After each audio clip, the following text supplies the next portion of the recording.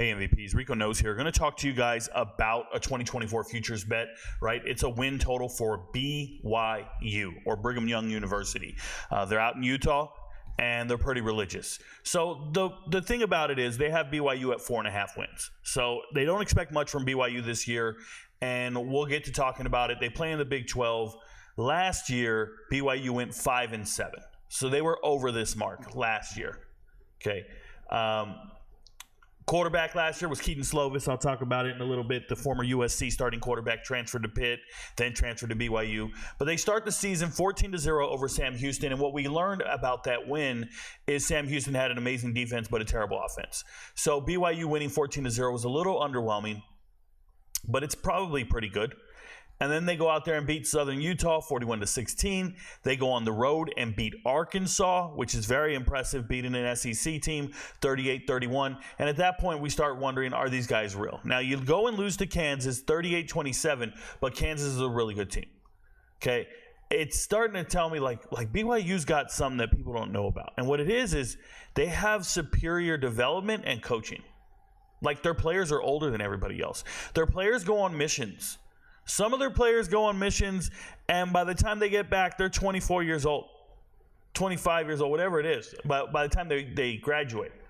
So you're seeing these guys just more physically developed than others. They beat Cincinnati 35-27, had 2 weeks to prepare for TCU. They didn't do well. Then they beat Texas Tech. That's out of this world. So it's just one of these things where, 1, 2, 3, 4, 5 wins. They were 5-2 at one point. And they go and play Texas. Nobody expected them to win that game. Get the doors blown off of them at BYU, against Western Virginia. Smashed like a Saturday night by Iowa State. And then look at these 2 losses at the end of the season. How remarkable is it? You play Oklahoma and only lose by 7 points. Then you lose in double overtime to the conference runner-up in Oklahoma State. That is very impressive. Because when I look at this team, they're almost like a service academy in the sense that they just get the most juice for the squeeze, right? Like, they just get the most out of their players. Because nobody's all that exceptional. When I start looking at draft picks for BYU, you don't see a whole lot of guys getting drafted very high. Maybe they get it in the later rounds. They got to earn their keep. But they don't have anybody like just blowing you out, some crazy recruit that's been a 5-star from the jump, nothing like that. If you go look at last year's quarterback room, you have Keaton Slovis as the starter, eventually got injured, was not the quarterback all year, but he took care of the ball very well. And then Jake Retzlaff comes in and becomes a starting quarterback. And that's good news for them because he's going to be the starter this year. He's their number 1 quarterback. Bad news is he was 0-4 as a starter. He did not win any games. He went 3 for 3. And when I say 3 for 3, 3 touchdowns, 3 interceptions, his touchdown-interception ratio. And he's completing 50% of his passes. It's bad. Okay? But for the first time in several years, BYU has a quarterback battle. Because Keaton Slovis did not have a battle for that job. He won it. It was given to him via the transfer portal. And before that, Jaren Hall was the starter for a couple years. So there has been no quarterback battle at BYU. And now they have one, and you think it's going to be good. But the problem is whoever they sign in the transfer portal is not good to go to be their starter. And I'm going to talk about it. Jerry Bohannon coming over from the former Baylor quarterback who transferred to South Florida, was a team leader and a leader, and then the South Florida coaching staff gets fired. New coach comes in. Alex Golesh looks around and goes, dude, Byron Brown, that dude over there is a beast. And Jerry Bohannon ended up having surgery on his shoulder and never got better. Never got another chance to lead. And here he is at BYU, gets there a little late. Never ever getting a chance to be the leader. Doesn't know the playbook right now. And you got Jake Retzlaff. He's got the playbook for 2 years now. So he's your starting quarterback. I don't know how I feel about that. I don't feel good about that. Okay. Running back, LJ Martin. Who knew? LJ Martin as a true freshman, I didn't see it. I didn't look at his tape out of El Paso in high school. El Paso high school football is not very good. I don't mean to sound too crazy, but it's not a fertile recruiting ground. Most of the high schools are very, very Hispanic and there's not a lot of great athletes. So not a lot of kids are coming out of UTEP. Now, every now and then you can find one out of Utah. I meant El Paso. Now, every now and then you can find the son of a service member. Because Fort Bliss is enormous, they have a ton of service members there, and you might get a hell of an athlete coming in with his dad when he gets stationed there, or his mom. LJ Martin shows up as a true freshman, splitting the backfield, and he becomes the team's leading rusher. It's remarkable. He's about 6'1", 200 pounds or so, a little over 200 pounds. And he was splitting the backfield with a huge running back in Aiden Robbins, who was a two-time transfer. He had just rushed for 1,000 yards at UNLV, transfers to BYU, and get no play because they believe in LJ Martin. Another running back that I watched the tape on, well, we know Deion Smith. He was the transfer was he from Colorado? Is that the Deion Smith from Colorado? It's got to be. Yeah, that's him. Colorado trying. You see this? See the black hair? Yeah, that's Deion Smith. He was a player at Colorado. Transfer from Colorado, couldn't play at BYU. Shout out to all them Colorado kids. Everybody always thinks, oh, you can start at Colorado, you can start anywhere. No, not really. But Miles Davis, you see this guy, Miles Davis? Not to be confused with the musician. Miles Davis is going to be utilized this year. He's going to be in the rotation. Second running back off the board. Like, he's just good. He's good, okay? I like him a lot. Wide receivers, all their wide receivers are coming back. Chase Roberts is a stud. Darius Lassiter, complete stud. Cody Epps has potential to be a stud. Once again, those two Oklahoma games, go back and watch them. He is playing out of his mind in those two Oklahoma games. He really is. Almost has 100 yards receiving in both games, a slot receiver, and he's been dealing with injuries. He's like I think he's a redshirt sophomore. He's been at school 5 years. He's been at BYU 5 years, and he might be going into his junior year. Dealing with a lot of injuries, a lot of things. That guy's played a lot of football. He's been around for a while. He's from California, Southern California kid. They got some beast-ass wide receivers. BYU's wide receiver room is the best position group on the team. It is. So Keelan Marion, shout out to him. He already hit me up on Twitter. This is a former UConn wide receiver, Georgia kid, complete stud. Complete stud. Parker Kingston, good player. Keanu Hill, is it Hill that's moving to tight end?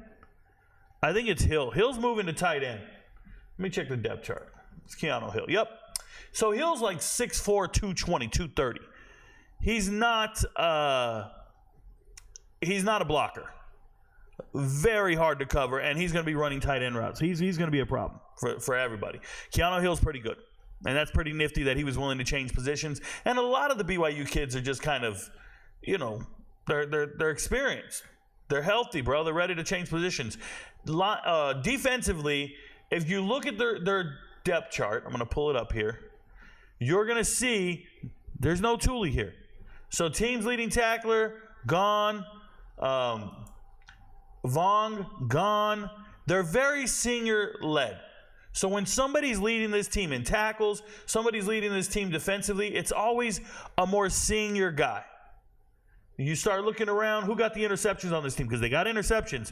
Eddie Heckard, gone. Jacob Robinson. And now, even when you go over here, there's Jacob. There's Jacob, but we don't know who's starting on the other side. Don't believe none of this. This isn't real. There's actually other guys that are out here that are looking pretty good. But I want to give some shout out. I want to talk about this depth chart real slowly. Let me start at the top. I already told you, the wide receiver room is stacked. Everybody's great. Offensive line. Kime, he was injured in the spring. He didn't play this spring. Okay, he was out. Something was wrong with him. So other people got to play. And one of the guys that got to play is Caleb Etienne. And if you don't remember Caleb Etienne, he's a transfer from Oklahoma State. Showed up overweight last year and looked terrible.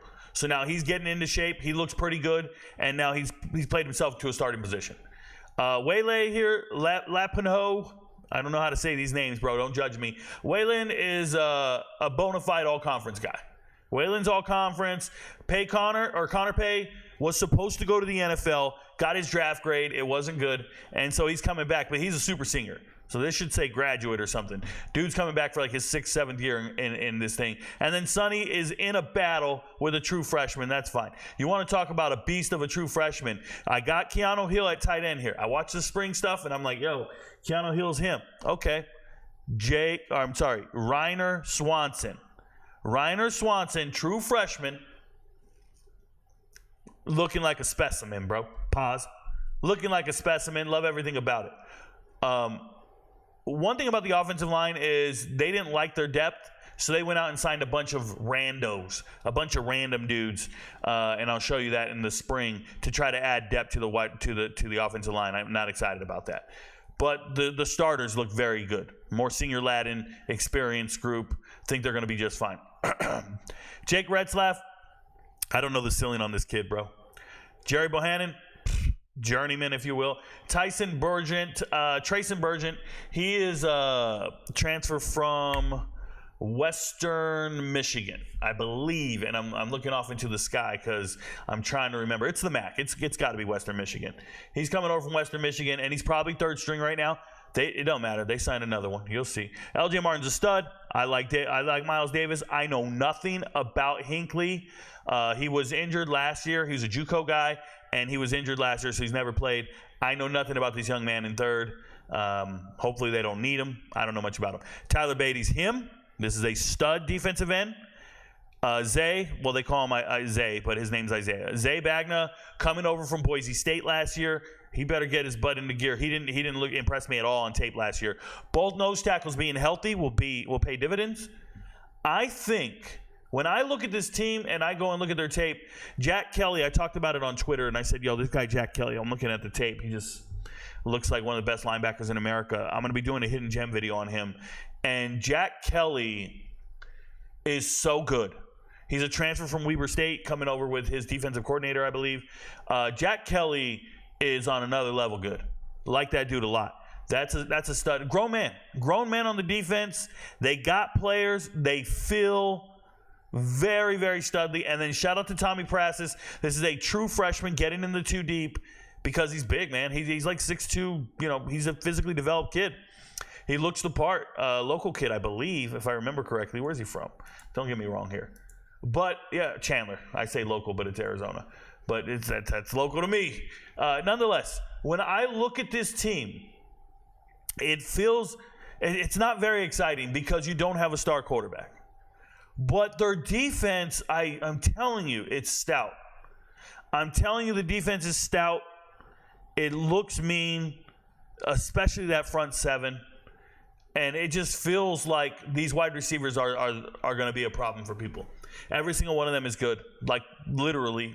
When you see this Keelan guy down here, and he's not starting, that's how deep that wide receiver room. It's really good. All right.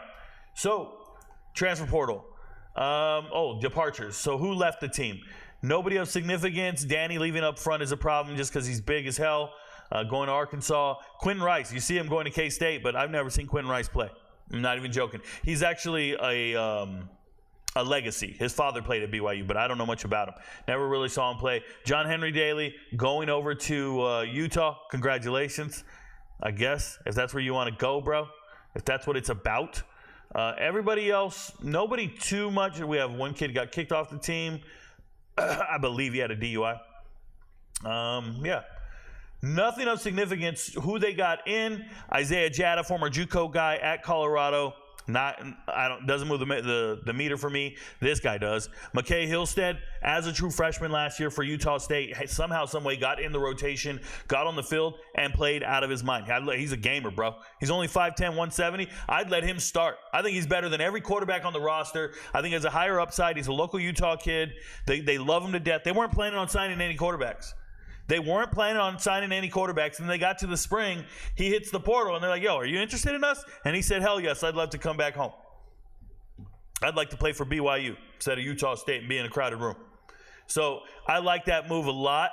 There's a lot of potential there. One day he will be the starting quarterback at BYU. You heard it here first. All right, Trayson Burgent, like I told you, third string. Yep, Western Michigan. Gary Bohannon started his career at Baylor, was a good player, went to South Florida, didn't work out, and now he's here. Jack Kelly pops on tape, love everything about him. The other two don't really move me. I get it. Marquis Collins, I believe they have him in the starting lineup now. Yep, they have Collins in the starting lineup. Congratulations. And a lot of that just has to do with familiarity with your defensive coordinator. If you didn't see here, he's a transfer from Weber State. So bringing over guys from Weber State that they believe in. I should probably go watch tape on this kid and tell you how great he is. I have not. That's on me. But I think I have a really good grasp of what they're doing at BYU. So, looking at the team, What I've noticed is they get wins when nobody expects them to get wins. They get losses when nobody expects them to get them. They're not very consistent, and a lot of that has to do with the quarterback play. Keaton Slovis was really good. Once he got injured, well, you saw what happened. The wheels fell off once they lost Keaton Slovis, and they had to play this other kid. And that's who their quarterback is in 2024. So it doesn't look very good. They start off the season with Southern Illinois. Southern Illinois had a really good team last year. They don't this year. They should win that game. Going to SMU does not look good for BYU. I would not be surprised if they play competitively with SMU. They hit people in the mouth. They're a little more physically developed, but I understand that SMU has special kind of players. I like a lot of special players at SMU. I like a lot of their talent. A lot of their skill players. I love their coaching staff, their defense. Everything about SMU is, I got to cheer for it. So I believe SMU is winning that game. They're going to go on the road to Wyoming. It's hard to win at Wyoming at night. That game is at 9 p.m. Teams lose at Wyoming at home. Look it up.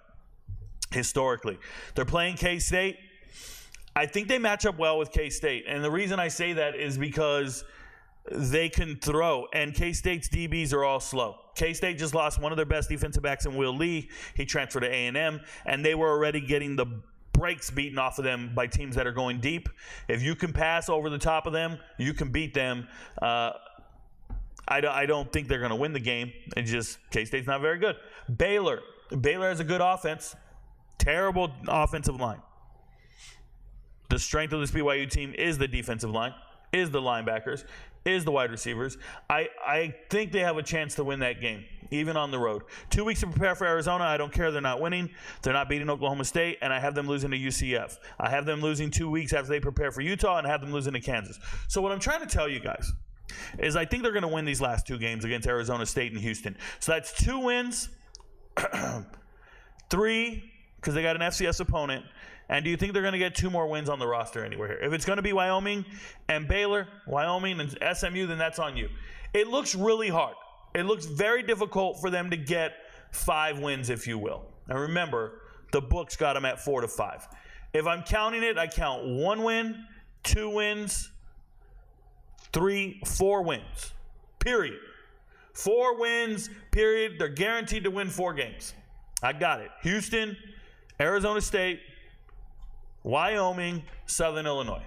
They're going to win those 4 games. Okay. And I'm telling you, they somehow find a way to win a game they're not supposed to win. That's what they did against Texas Tech last year, against Arkansas last year. They find games they're not supposed to win. So if I got them 4 wins, out of the next 8 games, I think they win 1. I think they find a way to win 1 just because of who they are, the way they're built. Remember, they have a great coaching staff. Their coach has been at that school. How long has Saki been there? He's been there at least 14 years. Something crazy. Been there a very long time, highly successful. And it's just one of these things where BYU just finds ways to get it done. So I'm on the over. And it's a value bet. Don't go crazy. When we do value bets, if you aren't familiar, shout out to the MVPs. If you aren't familiar, it's always 1 unit because we're getting plus money. So we're going to double our money. So if you look anywhere on the chart and you see a purple, we're getting plus money. That means it's very difficult to win this bet. It's going to be one of those things where even if you go just by the sheer odds, if you see a plus 122, plus 120, plus 146, even if you go about 48% on your value bets, you'll still be in the positive.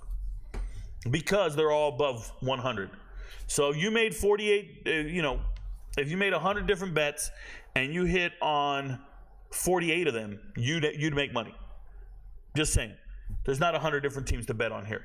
Number of value bets I have are 1, 2, 3, 4, 5, 6, 7, 8, 9, 10, 11, 12, 13, 14, 15, 16 right now. So far I have 16 teams that I believe in on value bets. 16 units that you can spread. You don't have to bet them all. If you don't feel comfortable with it, fade me and take the under. But right now, I see them winning 4 games and then finding another game that nobody thinks that they can win, and they end up winning it. That's just the way BYU is. It's just how they are. Check the track record. Something to think about. Hope you guys jump on it. If you don't jump on it, I understand, especially after going 4 locks in a row where I'm telling you multiple units. I feel like I know these teams really well, and I'm going to get these right. I go 4 locks in a row.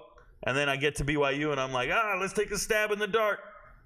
That's part of the job, y'all. Hey, I hope you guys bet on some of these. I hope you watch the videos and learn about these teams. It's going to really help you when we try to predict the spreads come the regular season, because we'll be talking about which teams are where are the other teams. I'm also working on another chart. If I can pull it up here while we're in the video, I'll show you. I'm currently ranking offense and defensive groups on each team, and it'll let me know where the players are and where these teams rank. I'm currently on Duke. I got to go alphabetical. You see it. It's pretty long. It's going to take me a while. Some teams I've already filled in. Every now and then I'll just go do one team. I have to do this in between the content creation. But I'm ranking all the different offenses and defenses so we'll know who they're going up against and how good these teams are. At the end of the day, I believe BYU is going to probably finish 5-7 on the season. Good luck, y'all. Remember, some MVPs are better than others. Dodge all the potholes. Avoid the landmines. Your friends don't know, but Rico knows. See you tomorrow, y'all. Go.